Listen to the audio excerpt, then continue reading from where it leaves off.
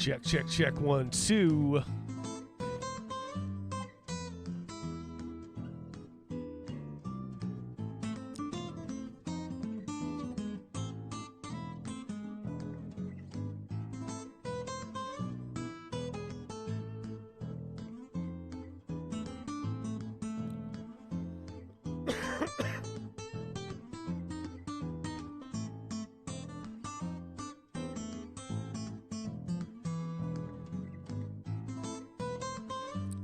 Right. Hello, everybody. We're about to begin the show here. Nat is going to be joining me momentarily. We're doing a couple live shows, only a couple days apart. Trying to kind of catch up. You know, we meant to do one last Sunday, and it just got pushed back. So here we are. Gonna be doing stuff more regularly. Yeah, Nat's gonna be here. She's gonna be here. She's gonna be down in just a minute. So I'm gonna continue, or we're gonna continue from where we sort of left yesterday, and talking about Doug Ford and his just budget cuts to everything, right? But in particular, the stuff that is, very recently in the news, where we had, these sort of like ridiculous pictures happening. And Nat joins us in her cute little artsy schmuck sort of thing. Is that a dress or is that like a smock? What is a smock exactly? I don't even know if I'm using that word right. I'm taking some of her It is cozy and darling. Mm. Can you hear me?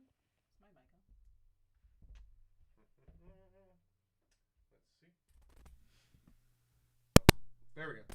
Should be. Hello. There we go. I'll tell you what it is. It is cozy and darling. All right. Be the weird gay aunt you want to see in the world. All right.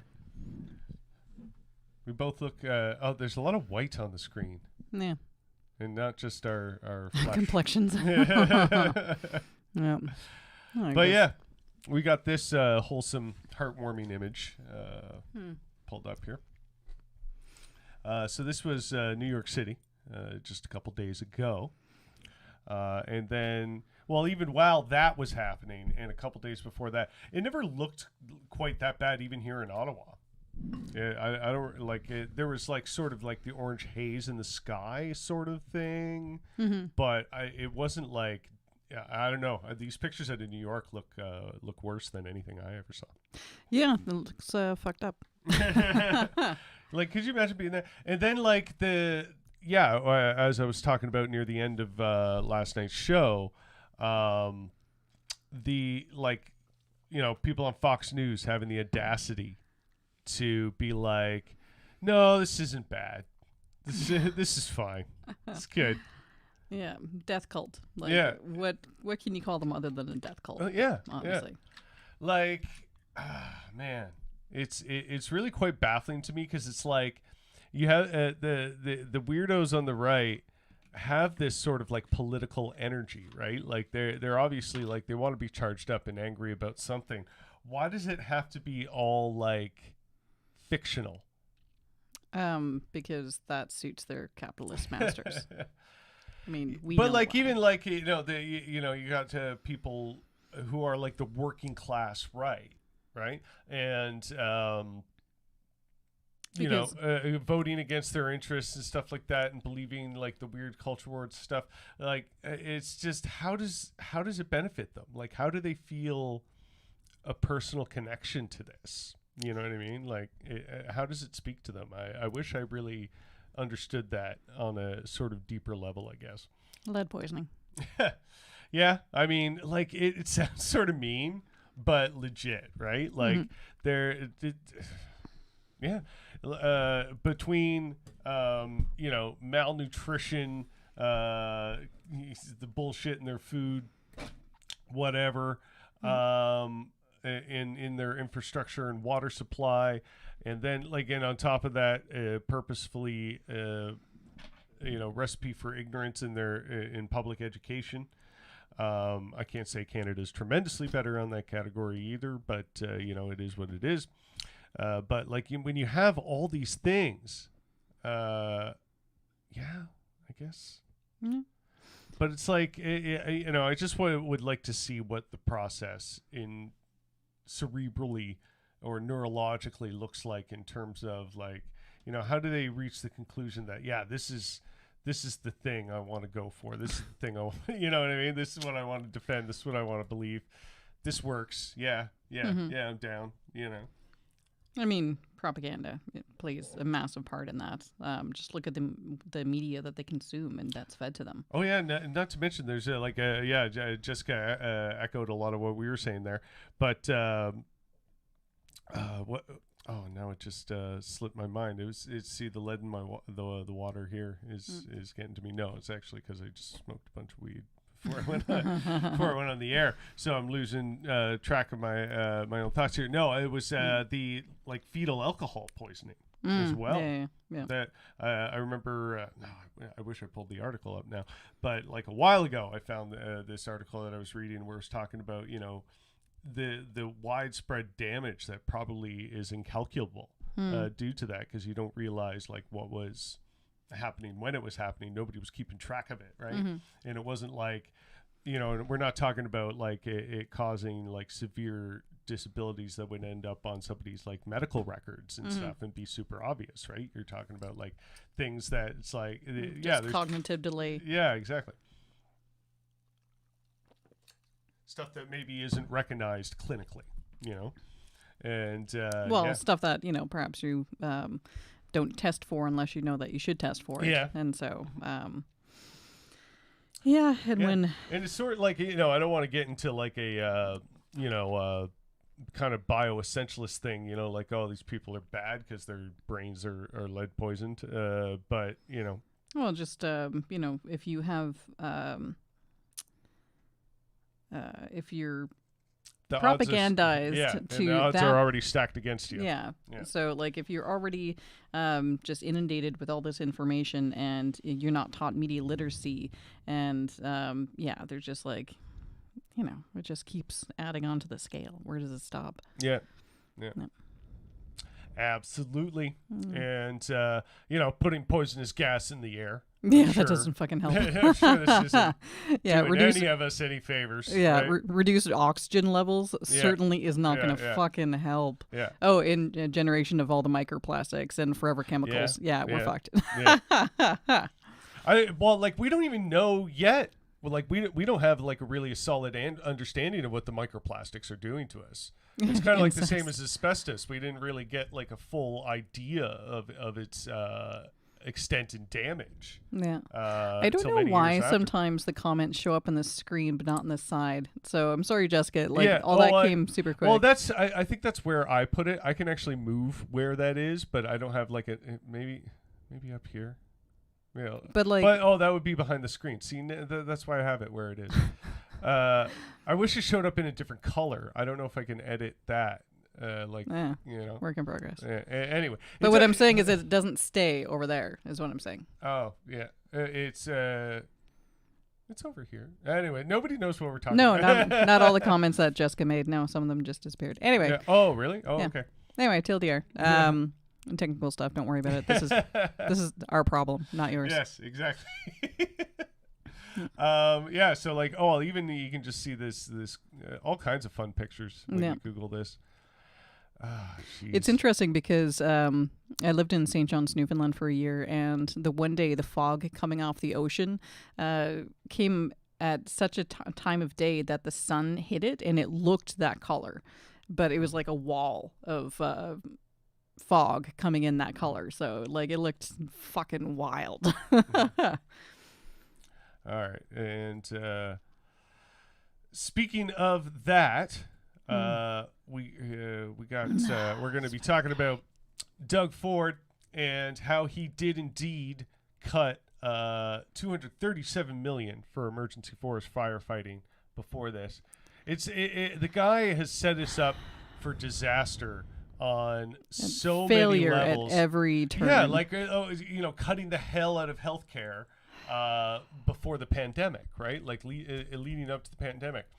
And, to add on top of that, like, I mentioned this before with the World Health Organization and so many other people that like keep track of disease and pandemics and stuff have been raising the alarm bells for like decades about how we were unprepared in the event of like such a pandemic.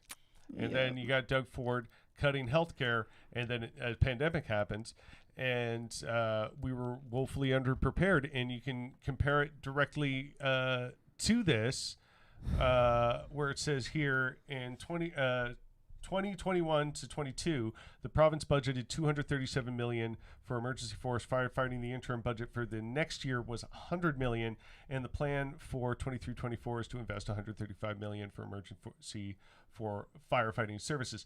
So, in the wake of this happening, they are adding just $35 million pittance in compared to what was cut. And then you have the audacity to have our Minister of Minister of Environment, perhaps, I think is what it is. And natural resources. Natural resources, yeah. Okay, thank you. Yeah, it helps if I actually read the screen. Ontario will invest enough to fight forest fire, says Natural Resources and Forestry Minister. So, yeah, here's a picture of some of those forest fires. So this is what came from Canada and went down to New York City. And, claims of significant cuts. See, like, what is this passive voice with the CBC right here? Claims of significant. No, they cut it. That's a fact. Yeah. Like, this what do you is mean claims. It's a fact. So claims of significant cuts to Ontario's emergency forest firefighting budget don't properly reflect the reality on the ground, says the provincial minister of natural resources. And blah, blah, blah, blah, blah. Goes on to say, we spend as much money as we need to spend every single year, resources and staff. Really, you do. Well, look what happened. So it's a complete misnomer, blah, blah, blah. That's the OPSEU president. So it basically disagreeing with the forestry minister. There's no way for the ministry to actually say anything is okay in aviation, forest fire, and emergency services, frankly. That's less capacity on the ground to respond to fires. It means communities and residents in Northern Ontario are facing real danger. And this is what gets me, like the next part is really rich here. In response, Smith said, Ontarians can have all the confidence in the world that their communities and their personal safety is very much paramount. Bitch, How? Where? Based on what? Based on what?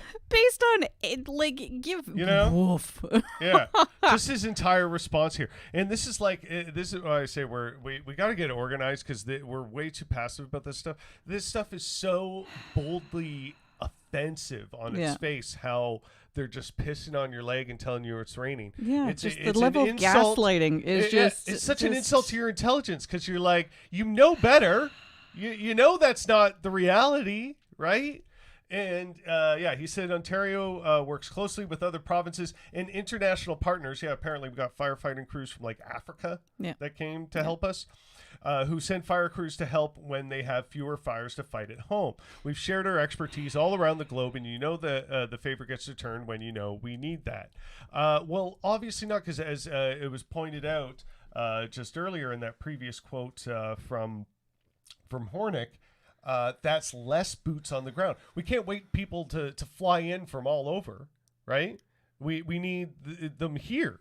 To be ready, Yeah, nothing about this government has been positively proactive. Yeah. Ever. Yeah. Like, give me, because like, of well, all it things, puts the reaction in reactionary, right? Yeah. What can I say to that? Nothing. Yeah, it's so crazy making that they just will lie to your face and gaslight you and say that everything's fine, and like your head could literally be on fire and they wouldn't even piss on you.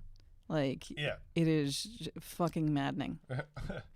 Well, we have to save piss. That's in this apocalyptic world. That's our currency now. is piss. Yeah. So I have to save my piss for more dire needs. Yeah, this is just madness. But anyway, I'm going to lead into the, speaking of Dougie, Toronto's getting a new mayor. Yep. So the Where are we Toronto... at with that? Yeah, let me pull that up. Yeah, the Toronto mayoral election, the advance polls are already open.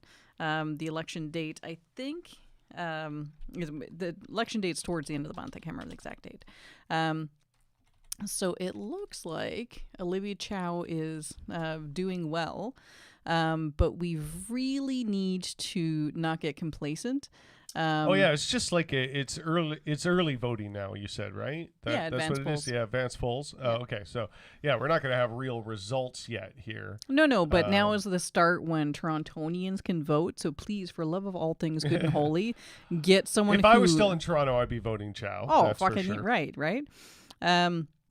Yeah, because like Mark Saunders, this is the guy that Ford wants in.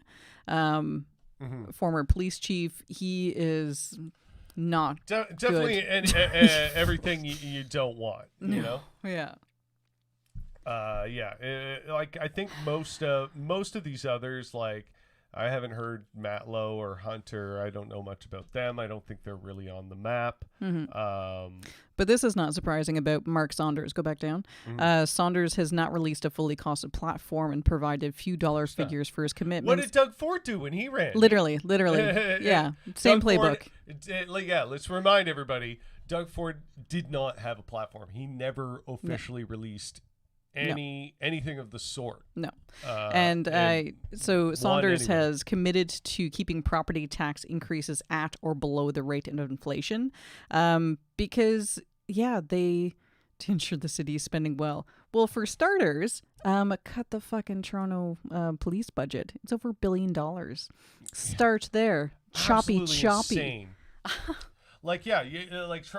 These idiots who like property owners in Toronto and stuff charging exuberant amounts for rent. Yeah. Part of their justification is how high their property taxes are. They have to charge that much. Sell your fucking property. Leeches. And not only that, with like property taxes, isn't that like a lot of police budget? Isn't that where a lot of that stuff comes from? I'm pretty sure it is, like municipal gathered stuff. You know. Yeah, so landlords, sell your fucking extra properties. And B, you don't want your property taxes to go up in general, then cut the fucking popo. Yeah. Fund social services. Like you want to cut social services and then fund police who do not prevent crime. No, they react. They react after crime. Everything else has broken down. Yeah. And so how about we build things back up? Yeah. No, we just want to incarcerate people? Well, You're creating an incubator for crime and then just like... Well, especially given hiring more antibiotics to try and mitigate it. And, Yeah, when it's a virus and not even a bacterial infection. But like... but yeah, and even considering how... housing costs and general inflation and cost of living is skyrocketing. You can't resolve that with police. You're going to fucking lock up everybody? You're going to lock up everybody. Yeah. Like, you're homeless now, you're incarcerated. Yeah. Now we're going to be paying for incarceration. Like, it is so... Mass incarceration tends to be expensive, and if it isn't expensive, it's going to be unholy bad in sort of like, well, they don't care about their logic being consistent over there on the right. Because but it's all that stuff about, you want to live in a police state like communism, and you're going to, basically just like, the prisons are going to be like inhumane and all that stuff, and Serbia breaking rocks and all that shit. Well, yeah, wait till you see that shit go down. Yeah, wait till you look at the capitalist police state. But like legitimately, conservatives have no care for being financially conservative, because if they did, then they would actually invest in programs that see people get better health outcomes. Well, not only that, like just even the raw numbers. Like you look at any time a conservative government is in office, they always end up somehow spending more money for less benefit to everyone because they gave it away to all their business friends and private interests. Yeah. And it's just so boldly insane on its face and has been going on for decades. It's just incredible to me that we're not doing something absolutely more grassroots and proactive about it. Yeah, because honestly, like conservatives are bleeding us dry. So how about we take a chance and, go for a leftist policy and, it's going to cost more money up front because that is what investment in investing in people and in society is. It costs money up front. Yeah. Like running government like a business is immoral because then people are just line items. They have no value outside of what they can produce. And so if that is how you see people, you should not be in government. You should and like even aside from the morality, if you're trying to talk about like the cold hard facts of the situation, right? Like, let's put the emotions, the humanity aside, despite, like, I don't know why you get in politics if you're not interested in benefiting humanity, but whatever. That's something. Yeah, that's a whole other thing. But like looking at it from like that very sterile kind of point of view, it still doesn't work. No. It just doesn't work, period. No. You can't do it. Yeah. Like, you will drive your country into the ground. And they are. Thank you. Yes. This is... All right. So I'm going to pivot from this, from Doug Ford, to my favorite person right now, someone who has just shocked us by doing something that is really amazing and has brightened a lot of people's lives. Pat Robertson, he died. This is the greatest thing you've ever fucking done. Yeah. Woo! Thank you. And I might have to point out, it was funny, one of my cousins pointed this out, that Pat Robertson is like one of my aunts. Happens to have the same name. Oh no! And so when I posted on Facebook about it, oh no! Apparently, it may have caused a mild heart attack in one of my family members, so. Okay, well, not that one. Obviously. Yeah. Good stuff. Happy Pride. Pat Robertson was a horrendous bigot on multiple levels. He wasn't just homophobic and transphobic and all in that spectrum of stuff. He was racist. He was an anti-Semite. He's a grifter. All the shit. He was all the things. Yeah. And so for the fun of it, I want to point out some of his greatest all-time quotes here. Okay, so I like that first one. The first one's probably his most famous. I've seen it memed and on t-shirts so many times. And stuff. Yeah, exactly. The one at the top here. The feminist agenda is not about equal rights for women. It is about a socialist, anti-family political movement that encourages women to leave their husbands, kill their children, and practice witchcraft, destroy capitalism, and become lesbians. Like, fucking you could boss. not sell feminism any fucking harder. Yeah. It's like, Boss. that sounds like a best idea that I've heard today. Like, let's do that. Yeah, sounds awesome. No. It's like, once again, conservatives threatening us with a good time. Yeah, exactly. I know this is painful for the ladies to hear, but if you get married, you have accepted the headship of a man, your husband. Christ is the head of the household, and the husband is the head of the wife, and that's the way it is, period. I just got like a weird idea of like the husband having the wife's body. Yeah. That's a great one because it actually makes me think of, because we were just talking about this last night, I think, the Duggars in that new documentary, and that's kind of a big thing about their lifestyle, is that like the man runs the household. You do everything he says. You don't question him. He's your all powerful master in the voice of God and all this stuff. And to the obvious detriment of any women that are in those families. So yeah, like this whole association with like these people have been working for years to gain the sort of status and to have their claws in American society the way you're seeing it now. And like their work is paying off. They played the long game. Yeah. And their work is paying off, and that's why you're seeing these strides in like anti-LGBT stuff, the ramping up in culture war stuff, Nazis being like much more out in the open. Like I don't know if you saw that picture recently of like a bunch of DeSantis like supporters at a rally, and a few of them just waving Nazi flags, and nobody was stopping them. Nobody was saying they shouldn't do that. They were just in and amongst DeSantis supporters, kind of going unheeded, right? Yeah. And this is all part and parcel to that. You know, it's their desires here, like expressed in this ridiculous quote. Like you know, we're reading this like ha ha ha, right? The how outlandish, you know. Yeah. But they mean it. They mean it, and they're making it real.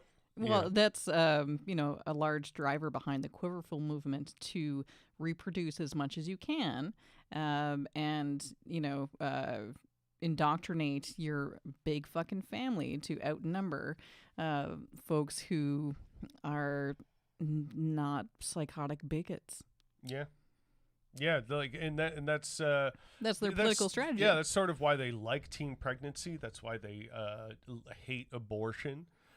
They want these numbers to be stacked up and shoveled into the gaping maw of Christofascism. Yeah. Like even the next quote speaks to that.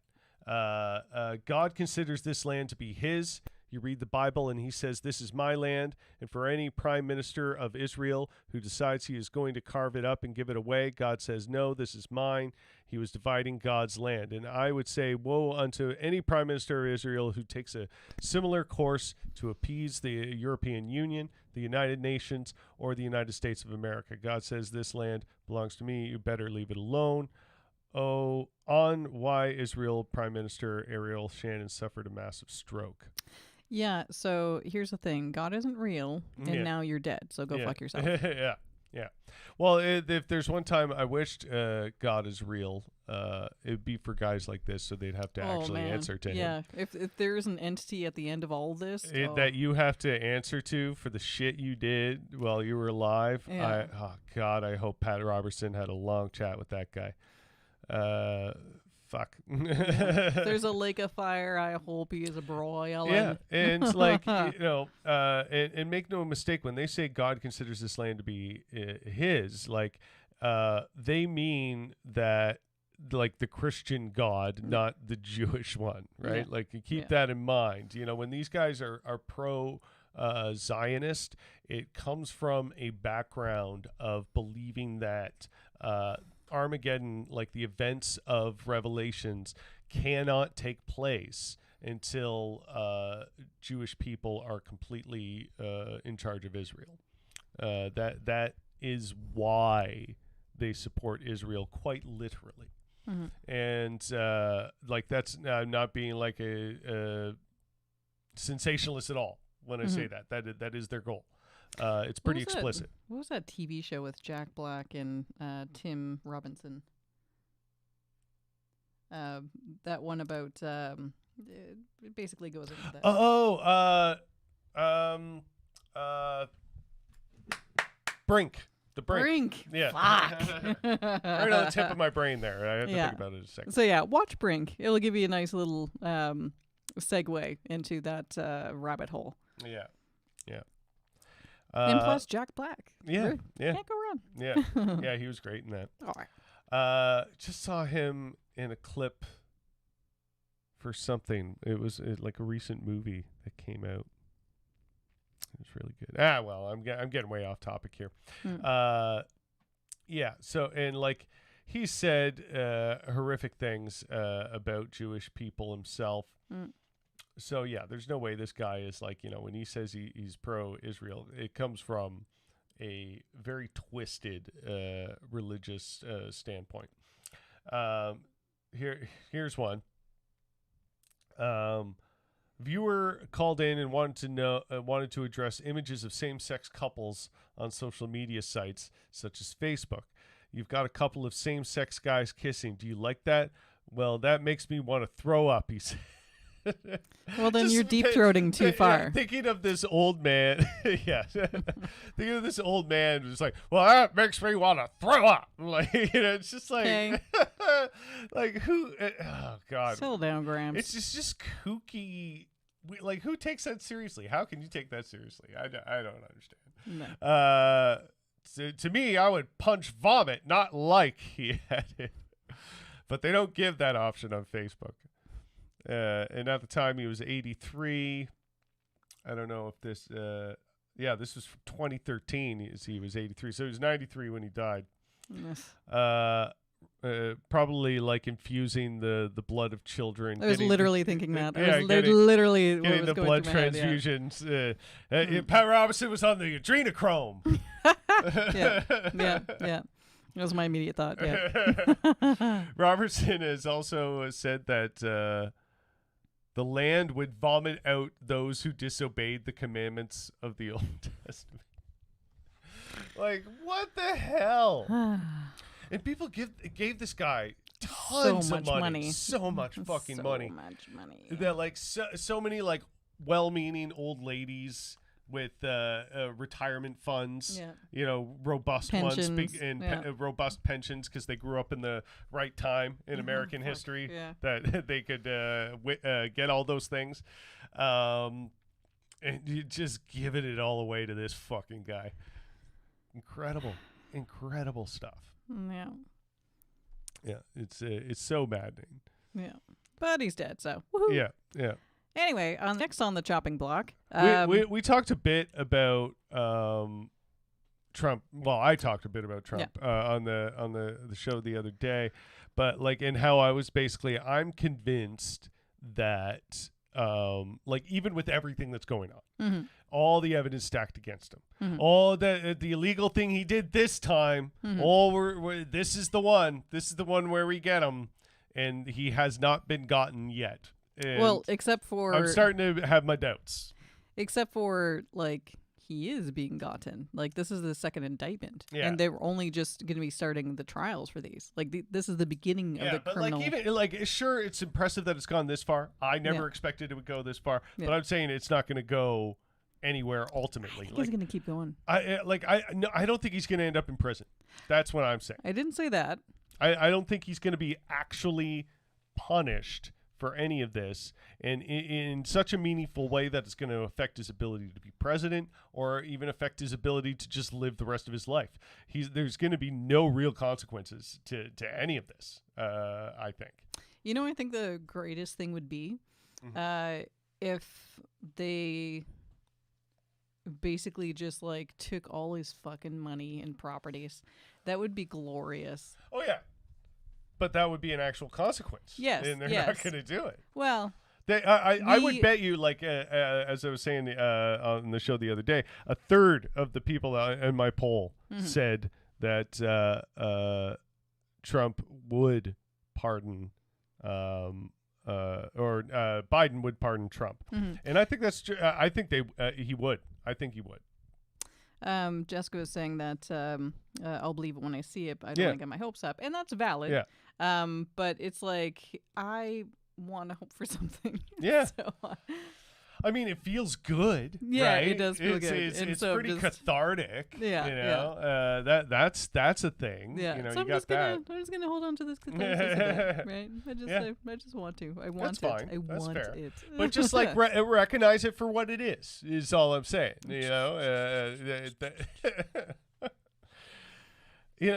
if nothing comes of it, that should make Americans very angry, I would certainly think or hope. I mean, Americans are already like Trump is trying to stir up his base And anyway, but what makes this all funnier? What I was getting to was this. yeah. But that's the thing. Like you were just saying about stirring up his base. I feel like even this is just going to stir up his base. You know, like they thrive on this just sort of contrarian shit, like contrarian to everything, including reality itself, right? Oh, the Trump lawyers quit. This is part of the deep state against him, and my man's gonna come out on top. And the to me, the writing on the wall says he probably will. You know.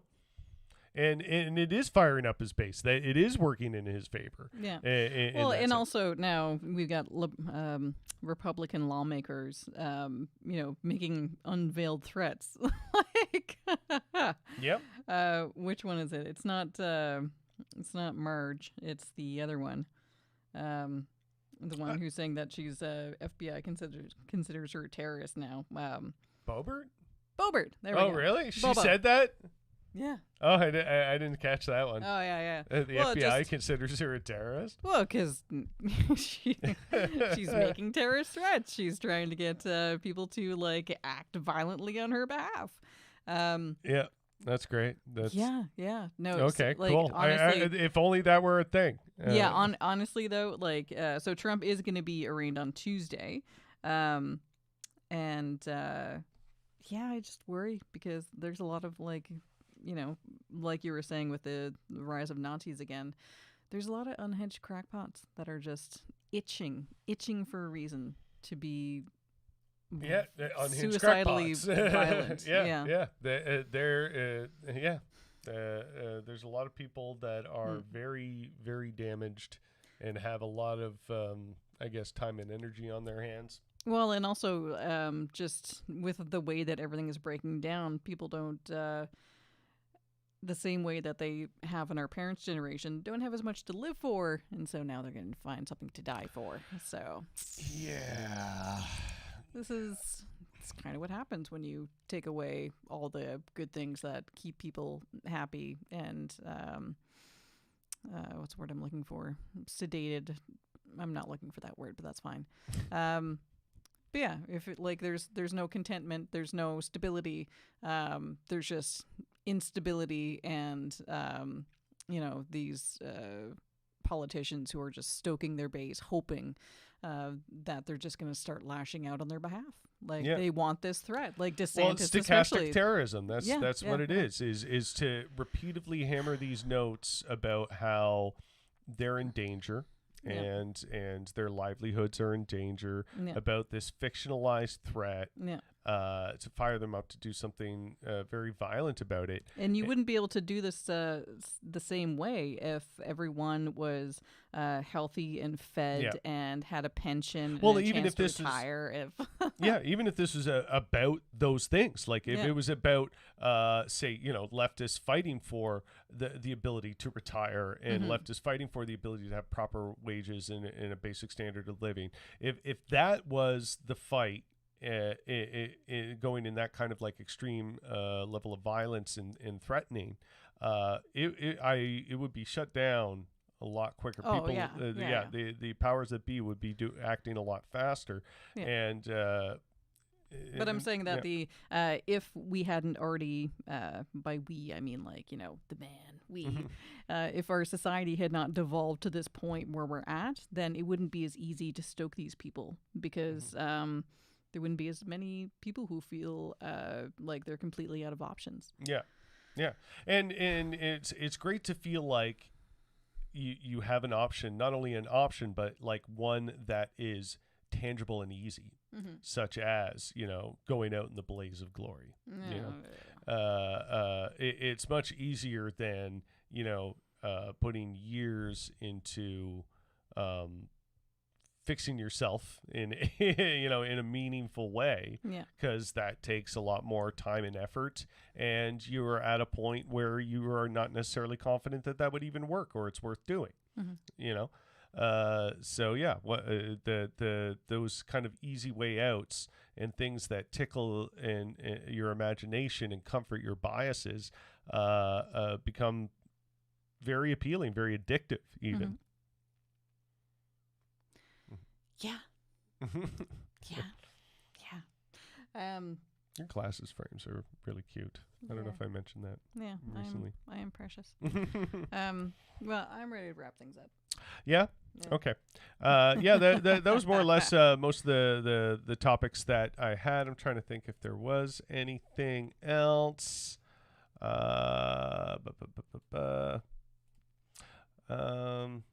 Anyway, just to sort of like wrap it up, the one thing I wanted to touch on again, is organizing and getting involved in activism, and how we should all be doing it a lot more, and consider what our primary goals should be. Because it seems like everything is on fire, right? Figuratively and literally. Seems there were so many different problems that, like, where do you begin? Yeah. What's the biggest one to address, so we can proceed to address all other things outward from it. But it's also, we need to consider the smallest ones. And so we need to, yes, organize bigly, but then also organize small locally. Because, that whole metaphor, story, analogy, starfish on the beach made a difference for that starfish. You know what I mean? Yeah. So, how do you eat an elephant? One bite at a time. We need to think about how do we improve quality of life for ourselves and others, one day at a time, one act of kindness at a time, one act of support at a time. And so use these little steps to help us give each other the support and the mental bandwidth to start organizing on the big stuff. Yeah. And I think, like, in speaking of like big stuff and thinking on big stuff, I think some of the first steps for both Canadians and Americans to consider in terms of like what is one of the big fish to fry here that you could work that would get you a lot of gains in a single swoop. And I think that's the way we structure our money in politics. It's much worse in the United States than it is in Canada, but still a problem in Canada, how like dark money and donors and things like that find their way into influencing political action. And the only reason that the Conservatives are where they are in this country is because moneyed interests support them. So we have to have laws that separate those moneyed interests, because it gives them an unfair advantage that's stacked against average Canadian working people, the people that are suffering, the people that need to get the leg up. All of us, we're paying too much for groceries. We're paying too much for housing, but that's all to the benefit of these rich donors. And so, and it's fundamentally immoral that they can control politics this way. So I think right off the hop, if we were to choose a singular target to really hammer on and change in a deep and meaningful way, it would be how those politics and their how that money is able to influence our politics. That would be a fundamental place to start. Yeah, I mean, we can argue back and forth all day as to where we should start, but whatever. I don't want to argue. I just want to start. So fine, sure. I mean, it's worth discussing, but I think that's got it could be one of the bigger things, right? Yeah. Like, rather than trying to be scattered all over the place. What about this? What about that? What about this? My suggestion is, if we were to, it's got to be in the top 3, right? Yeah. But I just wanted to touch on that more. We're definitely going to be expanding on those thoughts and getting more engaged ourselves and offering our insights and thoughts on that. So we'll see you next week at 8 o'clock on Sunday, 7 days from now. And thank you so much for watching the Rough Report. We got our buddy here playing us out. This duck, the leader of Antifa.